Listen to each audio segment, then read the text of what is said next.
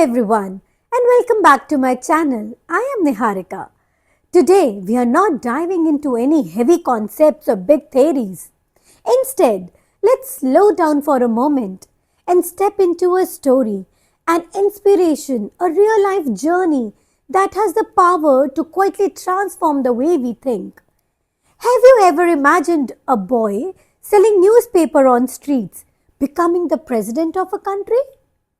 Yes, it's a story drawn from the life of Dr. APJ Abdul Kalam, a man who started with very little but dreamt beyond limits. Through the pages of his book Wings of Fire, we don't just read about his success.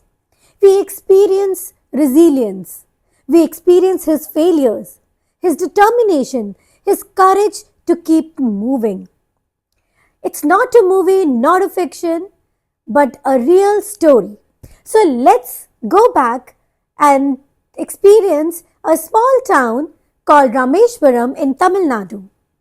A young boy named Abdul lived in a very simple house. His father was a boat owner, not very wealthy, but though very wise, deeply wise. Money was scarce, so scarce that young Kalam had to wake up at 4 in the morning every day, not to study, but to sell newspapers. Yes, before going to school, he would distribute newspapers just to support his family. Imagine that while most children were asleep, he was already working. And here's a small funny moment.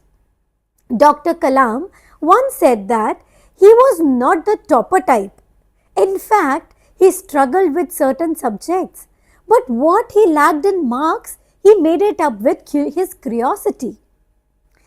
He would constantly ask questions, sometimes so many questions that even the teachers got tired. One teacher once told him, "Stop asking so many questions." But little did anyone knew, those very questions would one day make him the missile man of India. But life is not easy. There were moments of rejection, moments of deep disappointments. One of his biggest heartbreaks, he wanted to become a fighter pilot. He worked hard. He reached the final stage, but got rejected. He missed it just by one position, just one. Imagine the pain, the silence, the feeling of I am not good enough. Am I not good enough? He was shattered.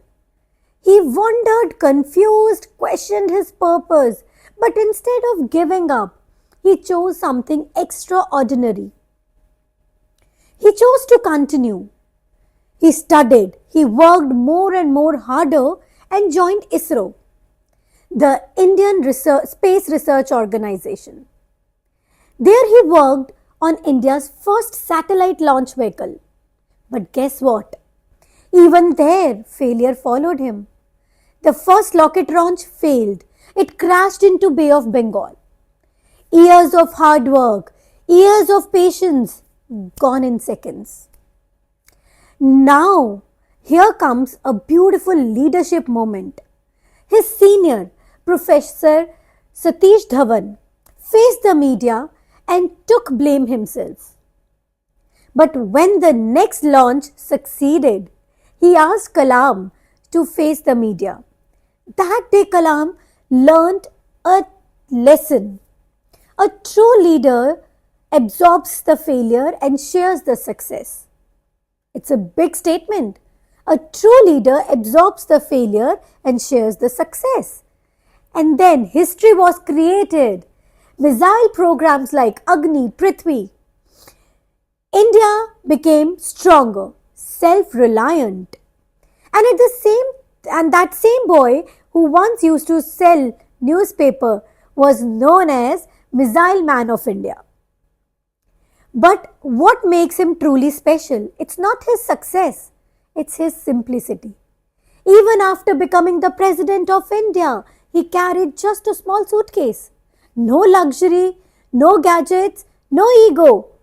just a small dream for young minds, and smile on his face and energy in his heart.